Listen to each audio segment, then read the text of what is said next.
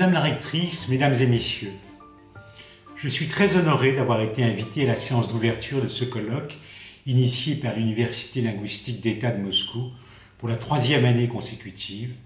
Ce rendez-vous est devenu une tradition et j'en suis très satisfait. Pendant ces 3 journées, experts et enseignants débattront de la place des langues romanes à l'époque du plurilinguisme. L'université linguistique est parfaitement dans son rôle pour susciter des échanges autour de cette vaste thématique et j'apporterai modestement quelques pistes de réflexion sur ce sujet qui m'est cher.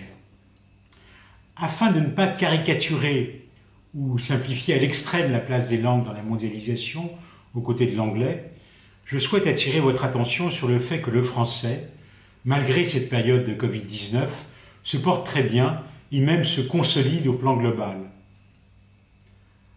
À l'heure du tout connecté et de l'usage généralisé des écrans, la langue française retient la faveur d'un grand nombre d'usagers. Elle est la 3e langue d'Internet, la 2e langue d'information dans les médias. De nombreuses communications, notamment scientifiques, se font en français et la zone francophone ne cesse de se développer. Selon certaines études, elle totalisera 700 millions de locuteurs en 2050 contre 310 millions aujourd'hui. Sur le plan de l'apprentissage, le français est la 2e langue la plus enseignée dans le monde, certes avec une concurrence rude dans la zone européenne, mais avec des chiffres de croissance fortes en Afrique, en Amérique et dans la zone Pacifique. En Russie, malgré la montée d'autres langues étrangères, le français continue d'occuper la 3e place. Et je voudrais saluer ici à la fois les professeurs de français qui redoublent d'imagination pour rendre dans l'enseignement cette langue attractive auprès des jeunes, mais aussi les décideurs, les responsables des politiques linguistiques au sein des établissements d'enseignement en Russie.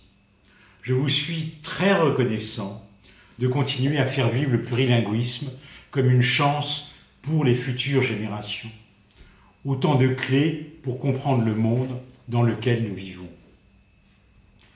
Vous le savez, le président de la République française, Emmanuel Macron, a, dans son discours le 20 mars 2018 à l'Institut de France, autant défendu la langue française que le plurilinguisme.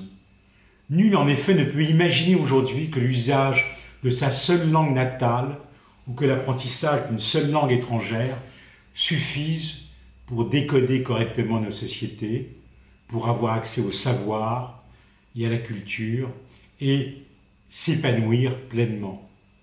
Именно поэтому я хотел бы в заключение обратиться к вам на русском языке, которому я испытываю особенные чувства и на котором я хотел бы пожелать вам прекрасной конференции, а также проприветствовать проведение конференции, несмотря на сложную ситуацию.